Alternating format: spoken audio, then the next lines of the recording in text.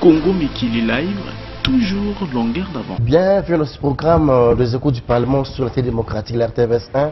Comme de coutume, chaque soir, nous parlons des questions d'actualité. Comme vous savez, ces jours, la CENI est aujourd'hui orpheline, puisque son père vient de quitter. Il s'agit de M. Malmalou qui a rendu l'établi depuis ce week-end à cause de son état de santé qui est un peu compliqué depuis plus ou moins une année. Mais également, c'est aussi ce chambardement, si vous l'appelez ainsi, au niveau de l'Assemblée, cette configuration qui change.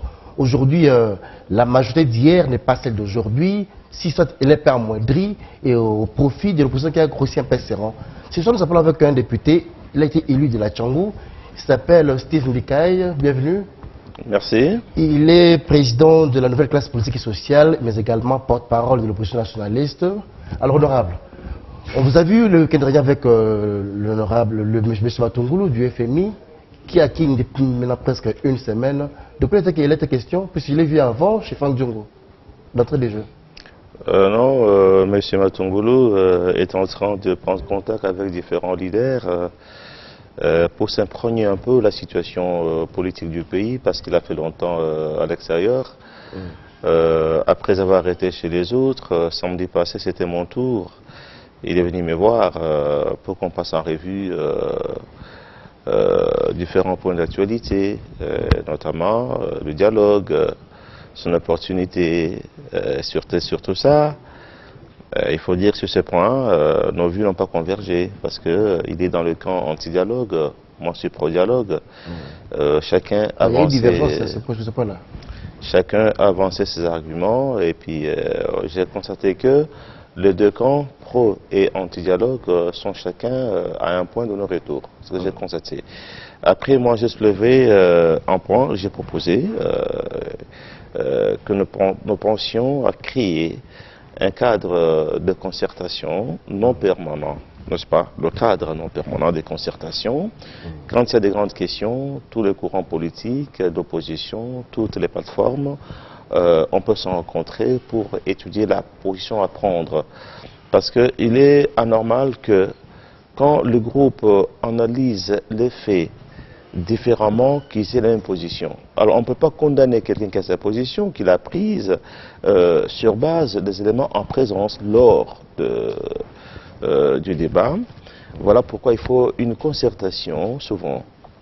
Et ces cadres aussi, j'ai proposé qu'ils puissent nous permettre de commencer à penser à la possibilité d'avoir un candidat consensuel, l'opposition, tout en laissant d'abord à chaque plateforme de présenter ses ambitions s'il y en a, et mettre sur pied un critérium, c'est par duquel on peut avoir un cheval partant pour l'opposition. Sur ce point, eh ben, nos vues ont convergé. Il était aussi d'avis que l'idée était bonne. Maintenant, je crois que j'ai lancé l'idée. Peut-être il nous faudra un facilitateur qui va nous permettre à ce qu'on arrive... Mais M. Mbikaï, est-ce que vous ne pensez pas que vous puissiez encore minimiser vos chances comme dans le passé, en 2006 ou en 2011, puisqu'aujourd'hui il y a beaucoup de états-majors des partis politiques de l'opposition, avec la donne G7 qui vient d'arriver, qui elle aussi pense qu'il faudra avoir un seul candidat en 2016. Il nous reste pratiquement 13 mois s'il faut s'en tenir au délai de la Constitution. Est-ce que vous serez à même de fédérer autour d'une ambition, d'une candidature pour maximiser vos chances afin d'assurer l'alternance en 2016? Oui, voilà pourquoi j'ai commencé par cette proposition. Pour qu'on arrive à dégager un consensus, il faut d'abord qu'il y ait un cadre où on se rencontre, où on discute. Bon, qui va le créer? Qui va le convoquer, ce cadre? Chacun est fort chez soi. Vous avez la NCPS qui est une dynamique qui prend un peu de l'ancrage aujourd'hui. Matoumoul arrive, il y a l'autre côté, la dynamique, il y a le G7 qui appelle aussi à fédérer. Bon, tout le monde appelle, mais là, qui va convoquer l'autre? Oui. Ce qui est vrai est que pour nous, de la nouvelle classe politique et sociale, NCPS, et je crois aussi mes amis de l'opposition nationaliste, Nous ne pouvons pas être dans une union structurelle, dans une structure avec les gens avec lesquels on ne partage pas la même doctrine, même idéologie. Mais il peut y avoir une structure qui nous permet d'arrêter une ligne politique à défendre suivant des circonstances. Là, nous sommes d'accord. C'est pourquoi j'ai dit que si les autres sont d'accord, on peut chercher un facilitateur. Qui viendrait Quelqu'un, bon politique? Non, on peut le chercher. Ça peut être un prélat, ça peut être un grand professeur. Est-ce important aujourd'hui? C'est de grandes personnes comme vous là. Vous n'êtes pas mature de vous réunir, parler de choses du pays pour ne fût-ce que assurer le terrain, c'est un problème. Il faut toujours un facilitateur. Bon, il y a cet orgueil-là. Vous voyez, chacun appelle les gens à fédérer autour de lui.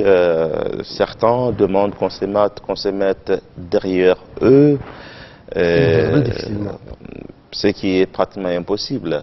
Mais nous pouvons reconnaître qu'il y a en notre sang les gens qui ont une certaine prédominance, une ascendance, tenant compte de leur combat historique sur l'opposition. Mais il n'est pas question par exemple. Oui, il n'est pas question de se ranger derrière. Comme j'ai déjà dit, vous savez, aujourd'hui, un homme aussi important comme le président Tshisekedi, c'est quelqu'un qui a fabriqué beaucoup d'enfants. Nous tous, nous sommes des enfants. Voilà.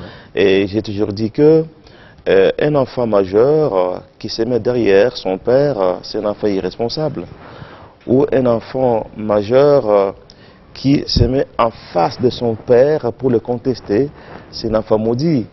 Un enfant majeur responsable, quand il est avec son père à la table familiale pour discuter des points familiaux, le père est assis à côté de lui. Derrière le père, il y a la maman et des enfants mineurs. Et moi, majeur, je suis à la table, côte à côte avec mon père. Derrière moi, il y a mon épouse et mes enfants. Il serait irresponsable, qu'un état majeur responsable, qu'on soit toujours derrière son père. Donc, il faut discuter. Par cette métaphore-là, Mbeka n'est pas prêt de consommer, à être derrière, c'est ce qu'il dit. Non, ben, ce que moi je veux dire, c'est... vous êtes déjà majeur, vous estimez que vous avez quand même droit à la table, comme tout le monde. On peut évoluer avec l'ascendance du père, tirant l'expérience de sa sagesse, mais je ne crois pas que, en tant que père de famille, je puisse encore dire que je me mets derrière mon père. Et même le père aussi doit être content d'avoir des fils majeurs responsables qui ne sont pas dépendants de lui.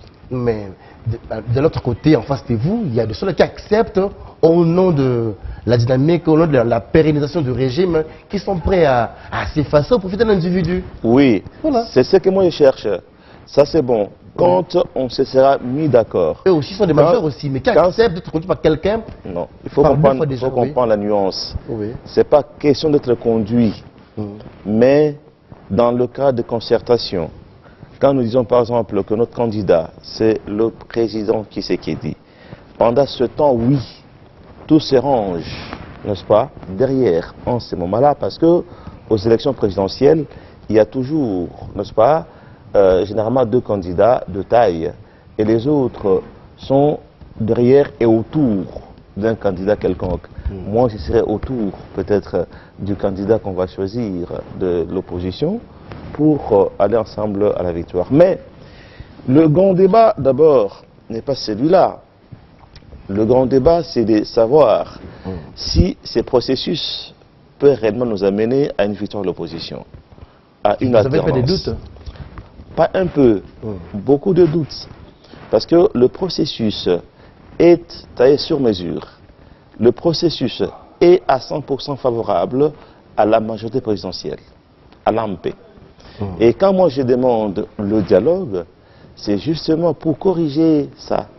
Parce que j'ai comme l'impression qu'il y a les gens à l'opposition qui font le jeu du pouvoir consciemment ou inconsciemment. Notamment vous-même d'ailleurs qui êtes en face de moi, on vous accuse d'être du pouvoir, jouer les jeux de pour vous diviser un peu l'opposition. Il y a les gens qui font le jeu du pouvoir consciemment ou inconsciemment, mais qui sont prêts à accuser l'autre. C'est comme un voleur qu'on pourchasse, qui pour se sauver, il doit crier au voleur aussi, pour qu'on ne l'attrape pas. Je vais démontrer qu'il y a les gens qui roulent pour le pouvoir, tout en prétendant être de l'opposition radicale. Vous savez, quand il avait s'agi de fixer la caution à payer à différentes élections, l'opposition avait séché la plénière de l'Assemblée nationale. Oui. Toujours ces radicaux, sortons. Et nous, parfois, pour ne pas faire croire qu'on crée la division, on peut sortir. J'ai dit que c'est pas normal. En solidarité. Et quand on reste là, on a voté une caution trop élevée de 500 000 francs par liste, ce qui est facile pour les partis qui sont au pouvoir, qui puisent généralement dans les caisses du pouvoir. Et nous, c'est trop. Quelle est la conséquence? Aux élections provinciales, toute l'opposition mise ensemble n'a présenté que 2000 candidats, alors que la majorité en a 20 000. Le résultat est clair. À quoi bon de sortir de la plénière et venir appliquer les décisions qui sont prises sans vous? Dans tout le cas, même si vous restez là, aussi minorisé, ça passe toujours. Non, il y a des cas où, après débat, on arrive à influencer certaines choses. Ok? Ça arrive aussi. Comme ce cas-là, ça concerne tous les partis politiques, c'était possible. Si c'est la logique de dire que même si on est là, on va toujours être battu, alors il faut quitter l'Assemblée. Dans tous les parlements du monde, il y a toujours une majorité et une opposition. Parfois, après débat, on arrive à influencer certaines choses. Alors, vous voyez maintenant que, qu'est-ce qui nous rassure alors qu'aux élections nationales, nous aurons autant de candidats? Parce que même le parti le plus populaire, l'opposition, un parti aussi qui a la présomption de la grandeur, comme UDPS, sur environ 700 candidats, n'a même pas eu la moitié. Comment expliquer? Et qu'est-ce qui prouve qu'aux élections nationales, nous aurons assez de moyens pour présenter des listes partout? Il faut corriger. Il faut revoir à la baisse cette caution. Or, cette caution est fixée par une loi. Il faut demander la loi électorale. Voilà, attendez, la loi, non, est fixée par une loi, n'est-ce pas? Oui. Et pour revoir cette caution, il faut qu'il y ait un consensus de la classe politique pour sa révision. Aussi, la CENI. Curieusement, mes collègues de l'opposition, qui avaient toujours contesté la CENI, même ceux qui ont amené son président au parquet, même ceux qui avaient écrit pour désavouer nos délégués là-bas. Et tout le monde sait que cette CENI, sa composition, roule pour le pouvoir. Subitement, la CENI devient très bonne. On n'en parle plus. Et on veut même qu'on aille, négocier avec elle, subitement, avec un bureau de la CENI pro-pouvoir, avec c'est gratuit, ça. Une cour constitutionnelle. La CENI est indépendante, d'après la même constitution. Oui, avec une cour constitutionnelle composée avec une majorité de hauts magistrats, de l'obédience du pouvoir. On l'a vu dernièrement quand la CENI a posé cette question à la CENI. Il y a seulement 2 hauts magistrats qui n'ont pas siégé.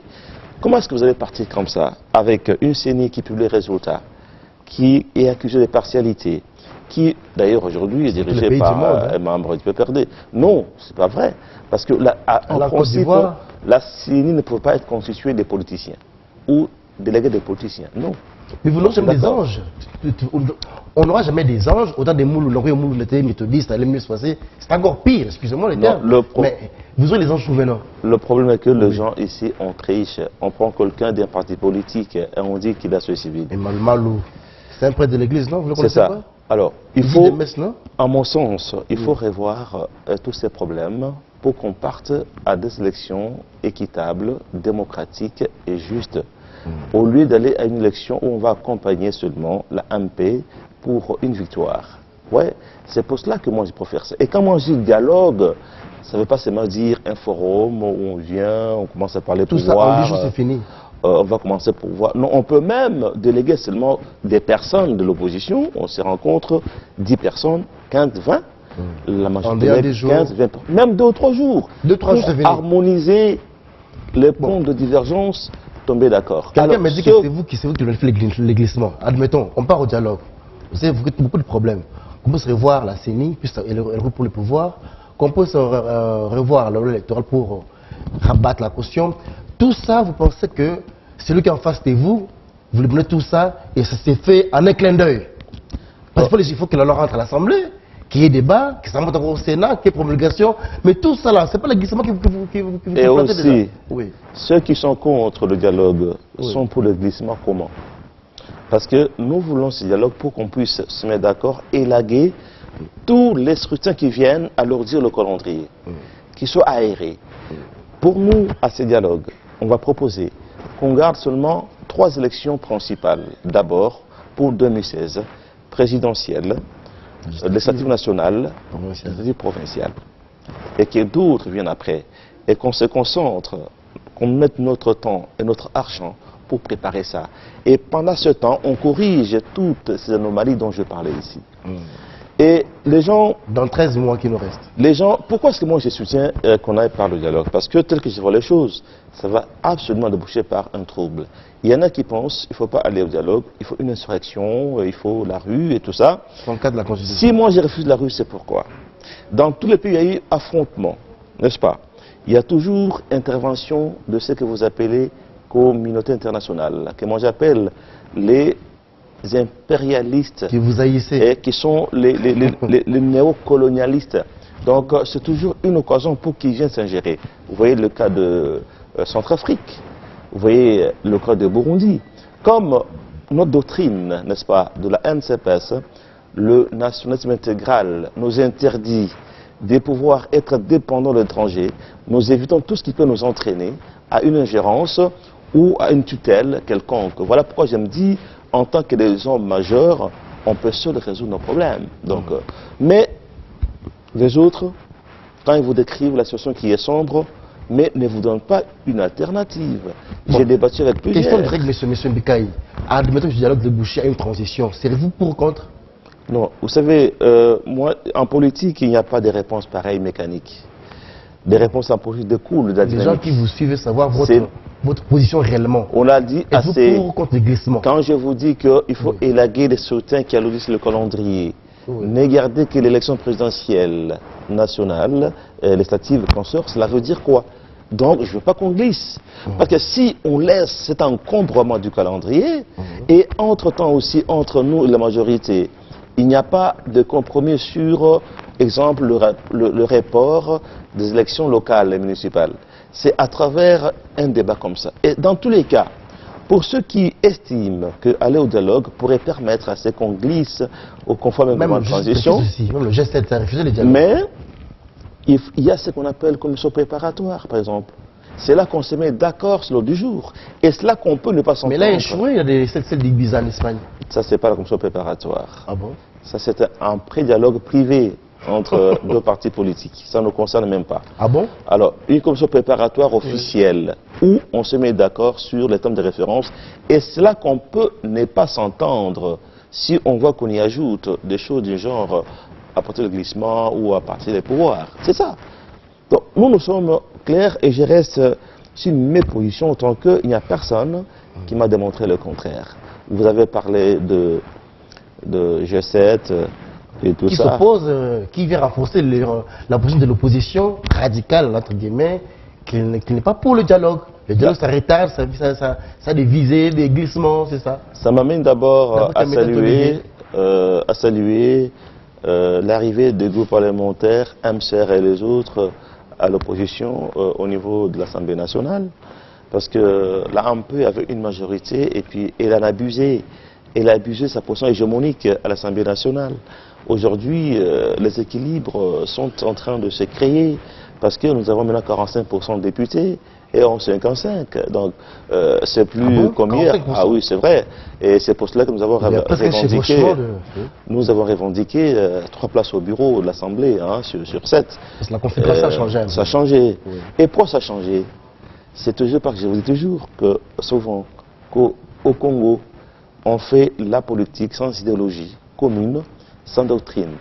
Dans un pays où on fait la politique, tenant compte de l'idéologie, vous ne verrez pas, par exemple, en France, les gens de gauche dire on devient de la droite parce qu'il y a eu un conflit entre familles politiques. Ça n'existe pas.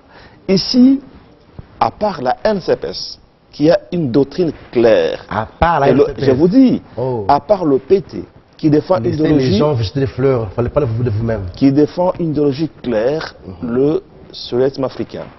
Et la NCPS le nationalisme intégral, politique, économique et culturel.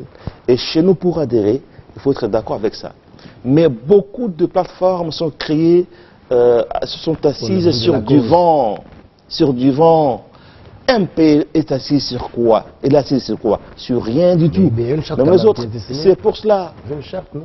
C'est pour cela que vous voyez les gens, pendant la mandature, qui étaient à la majorité, passer à l'opposition. Ceux qui étaient à l'opposition passer à la majorité, c'est la preuve même que la politique n'est pas faite sur de bases classiques au Congo. Et nous voulons corriger ça. Voilà pourquoi les droitiers, les libéraux, les néolibéraux de l'AMP ont quitté pour créer G7.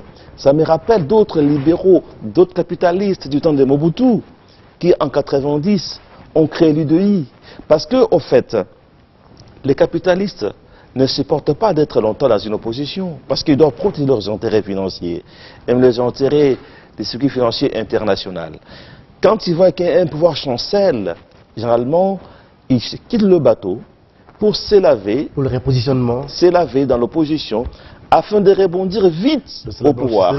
C'est le cas avec les Kengo, quand ils ont créé UDI en 90. Eh bien, ils ont fait Mobutu. Ils ont amené l'actif à l'opposition. Ils ont laissé le passif à Mobutu. Ils ont été blanchis. Après, un à un, on commencé à monter des coups à Tshisekedi qu'ils ont trouvé. Ngouz a dribblé Tshisekedi, il est passé Premier ministre. Kengo encore plusieurs fois. Et tous sont par après rentrés vers Mobutu. C'est le même schéma. Parce que, excusez-moi, G7, c'est Ampelite. Ampelite. Pendant 9 ans. Mais vous aussi, quand vous étiez à l'ONATRA, c'est aussi pareil, non, c'est normal. Je vais venir. Des bonnes guerres politiques. Je vais vous expliquer ça. Oui. Je vais venir. Donc, c'est Ampelite, dans la mesure où ils ont tout fait ensemble et en dernière minute, ils amènent l'actif. Tous les millions gagnés dans le kabylisme, ils amènent. Tout ce qu'il y a eu comme défaite, échec, ils laissent. Question qu'après quelques mois, ils rentrent au pouvoir. Et vous verrez qu'il sera possible toujours qu'ils fassent encore jonction.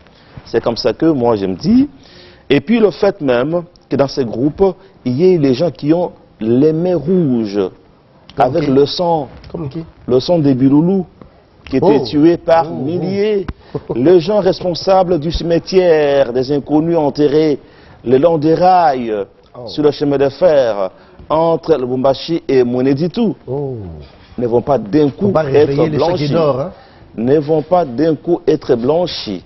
Pas le seul fait de se trouver dans un G. Et comme je l'ai dit, on peut avoir G7, G15, G100. En tout cas, tous les G doivent, comment dirais-je, rendre compte du passif et de tous les mots qui se sont passés à l'AMP. On a vu dans cette affaire de G7, les gens qui se sont battus bec et ongles pour amender la Constitution, passer de tour à un tour pour un homme. Ils n'étaient pas démocrates. Ils ont tué la démocratie parce que nous, les jeunes, en politique, qui avons besoin... C'est la rancune, quoi. Qui avons besoin un jour de chef de l'État, on doit commencer par un tour, on est candidat. Après, deuxième tour, on peut soutenir quelqu'un d'autre et on monte. Le fait qu'ils aient annulé les 2 tours, ils ont tué la démocratie. Curieusement, aujourd'hui, certains se découvrent une mission prophétique de défendre notre genre de démocratie. Non, non. Et moi, j'ai dit que c'est leur droit de faire l'opposition. Parce qu'à l'opposition, il n'y a pas quelqu'un qui approuve, n'est-ce pas, cette qualité aux gens. Mais moi, je ne me vois pas en train d'être fédéré par ces gens. Non. On aura encore 20 candidats de l'opposition en 2016. Écoutez, moi je crois qu'il y a des principes sur lesquels il ne faut pas transiger. Et aussi, ce groupe-là est constitué des capitalistes, les néolibéraux. Et moi je suis de gauche. Mon parti est de gauche. Je prends le socialisme africain qui est un socialisme à l'africain. Vous comprenez? Il serait malvenu pour moi d'aller en tout cas comme ça. Peut-être un jour on peut harmoniser la ligne politique. Mais avoir un programme commun à défendre à une élection, je ne vois pas comment ça va commencer. Donc nous devons maintenant constituer une gauche qui peut faire la réplique à ces néolibéraux, n'est-ce pas, qui sont surtout trop dépendants de la haute finance internationale. Donc ça, pour nous, c'est pas question. Mais à l'Assemblée, le fait pour le député de cette frange de venir à l'opposition, eh ben, va plus ou moins établir un équilibre par rapport à l'AMP, mais n'ayons pas une mémoire courte. Vous avez parlé de moi. Je n'aime pas donc fuir les questions. Évoluons. Non, je dois vous éclairer. Le temps. Ah, voilà. Parce que moi, je suis prêt à répondre à toutes les questions. Vous aussi, vous n'avez pas aussi un parcours aussi blanc comme, non, les gens aussi du dossier sur vous aussi. Quel est le passif que moi je peux partager avec... Je vais finir. Rapidement, on a évolué. Quel est le passif que moi je peux partager avec l'AMP? À l'ONATRA, je suis directeur. J'ai été directeur technique, siégeant au conseil d'administration. Ce n'est pas un poste où on prend des décisions qui peuvent influer sur la nation. Ça, c'est un poste technique en tant qu'agent de l'entreprise. Et en ce moment d'ailleurs, je l'étais comme délégué de la société civile. Je n'étais pas comme membre de l'AMP. Après mes fonctions, comme dans l'AMP, il y a des partis qui se clamaient de gauche, je me suis approché et j'ai trouvé que c'était une gauche caviar pendant 8 mois. Et j'ai créé un parti politique qui, depuis 8 ans, est dans l'opposition et défend les valeurs de gauche. C'est différent. Merci beaucoup. Bon, aujourd'hui, Mal vient des rangs d'établir. N'est-ce pas encore un blocage pour la suite du processus électoral, à votre avis?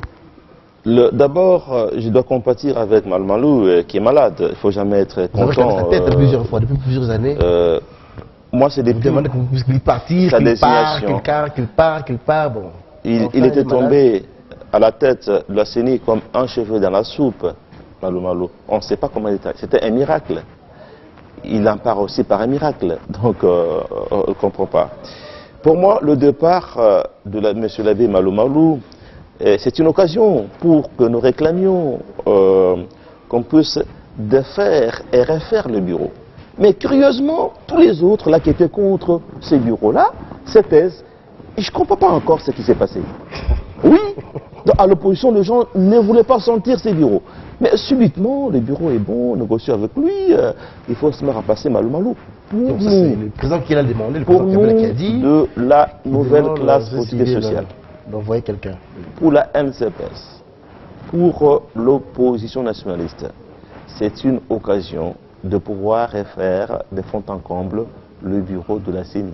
Mais qu'est-ce que la loi organique portant fonctionnement de la CENI? C'est pas à la composition qui avait envoyé de désigner notre candidat? Avant même la démission de Malou, moi je disais qu'on doit revoir. Il faut que le bureau de la CENI soit en point à débattre au dialogue.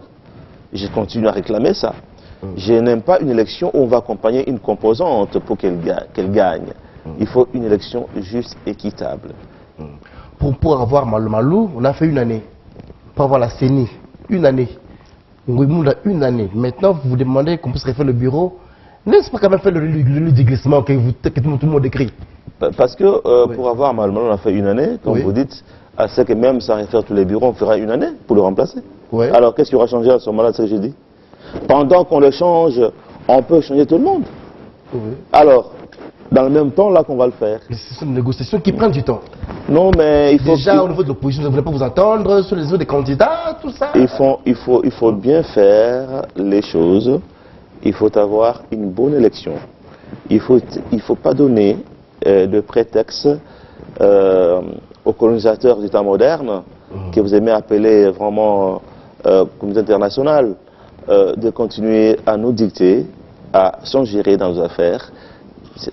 Nous devons nous montrer assez adultes. Alors, au lieu d'aller à des choses qui apparemment sont mal faites et attendre qu'il y ait casse pour qu'on vienne nous dire ce qu'on doit faire. Ok, à l'Assemblée, changement de bureau.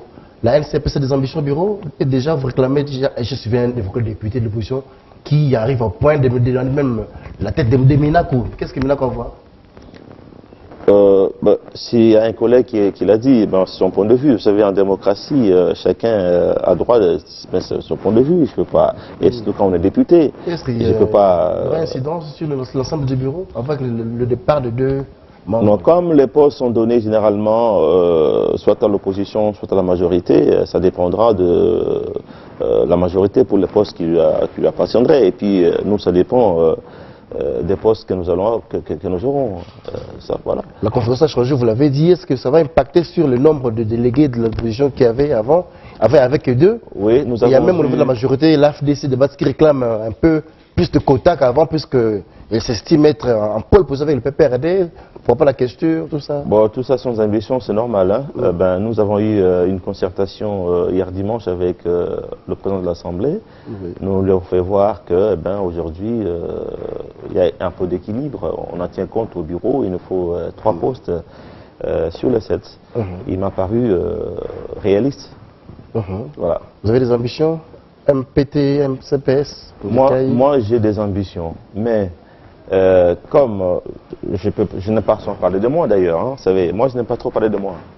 Je ne peux pas aller dans une situation où je sais que le chèque est là, parce que je ne vais pas aller postuler à un poste que je sais que je n'ai pas 60% de chances de gagner.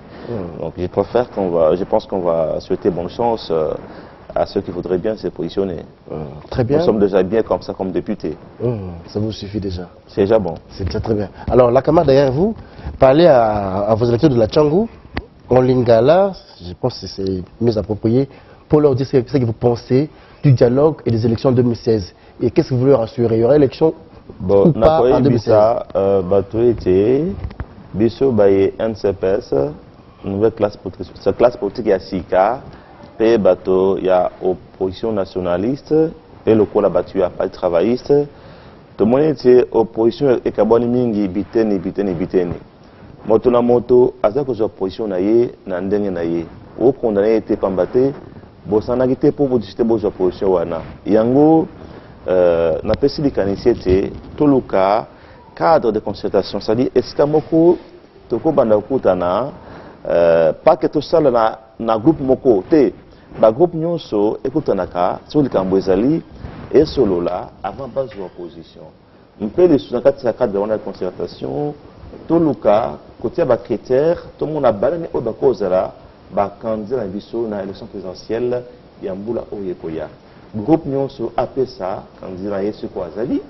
Bongo tout ba critères, tout le monde a batuni mutuni ya kozala pesa oyo après pousser biso gagner na opposition. On peut les suspendre à biso baye opposition nationaliste moni était ndenge makambozo kendela boye eza en faveur ya bato pouvoir po été binomé boye biete seni ba konsinango basala musala pona pouvoir surtout le pays de suscours constitutionnel ba au magistrat on a baza kuna ba bato baza bato ba po pouvoir donc surtout que na pona mi boye donc to kokenda kotika ampe pour azwa les sous bo consignon so banda na set na likolo mpe lisusu miso basengaka po ete moto apesa candidature eleki ebele yango bomoni ete na mpona oyo ya baprovince ifali sima na octobre awa biso baye opposition sur 22 000 candidats topesaka 2 000 candidats ya pamba c'est échec eza déjà nini elakisi ete na mpona oyo année prochaine tozwa mbongo po ete topesa bacandidat ebele venir élection aux élections à la présidence ils appellent assemblée pour vous jouer premier ministre, ministre pour vous gérer un boca.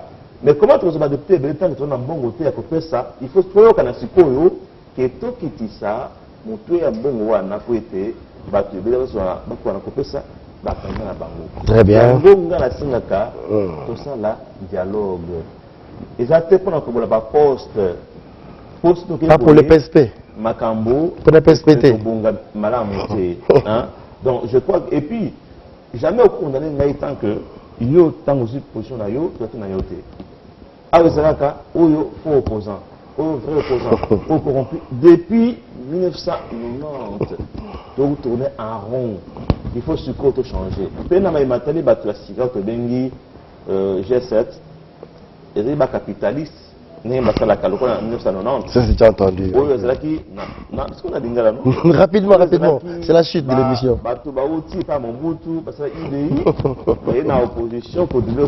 Nous avons le Premier ministre, Kengo, après Mobutu, qui se compose en dengue moko. Bateau est solo et belé, pour Basso Nakatia, pour gérer Moka, jamais Balinga opposition à Moulaï. bon moi là que bakoson ka mikolo yo après un an kukuta suna ampe bakende longo yango biso baye pour ça nationaliste dit que jamais tokolo ba bien comme si na bango on a construit ça na construit nombote na kosenga tokolo sa maire na biso tout ça débat il y a ba idée que débat ko finga na yawa na fini mutute. C'est très bien. C'est ça un républicain. On va chuter. Avez-vous été apaisé lorsque le président dit que je ne compterai pas le peuple congolais un suicide collectif et que j'avais pris part à une réunion pour amender la Constitution? Ça vous a apaisé un peu? Là vous qui lui prenez les intentions. Là aussi, rapidement, il y a eu des déclarations contradictoires entre nous, opposition nationaliste, et l'opposition radicale. La dynamique, oui, c'est comme pour la dynamique, hein, c'est comme le verre est à moitié vide. Hein. Optimisme et pessimisme. Déclaration à Kabila, il n'a rien dit dans Akosi. Mais tout le monde est un verre à moitié plein. Pourquoi? Quand tout le monde est victoire à opposition. Oui, bien, le groupe, ce que nous savons, c'est qu'on a niqué d'abord. Ce qu'on a échoué, c'est ce qui s'est passé. Ce qui s'est passé. Donc, ah bon? Qui avant, n'a pas livré, n'a pétition pour niquer Batindati. Parce que moi, comme conseiller, mon qui est invité, à l'objet que voilà, désir, tout ça. Il y a l'objet que bon changer de constitution. Et ça victoire na biso. Au lieu de victoire, bon contre la côté pour na biso. Déclaration là-dessus que dans l'étape Oyo, opposition a gagné, mais il faut tout vigilant. Là, quand le bail était, à le côté. Mais si on le bail était, voilà, tout change de constitution, mais le bateau là, mouki déjà, parce qu'il est qui? Mais comment le bail bongo, et Zali, victoire en abisso, et apaiser l'esprit, ou en un point de vue, il y a pété NCPS. Voilà, c'est la fin de ce programme. Prochain numéro, mardi prochain, le même plaisir. Bonsoir chez vous. Congo Mikili Live, toujours longueur d'avance.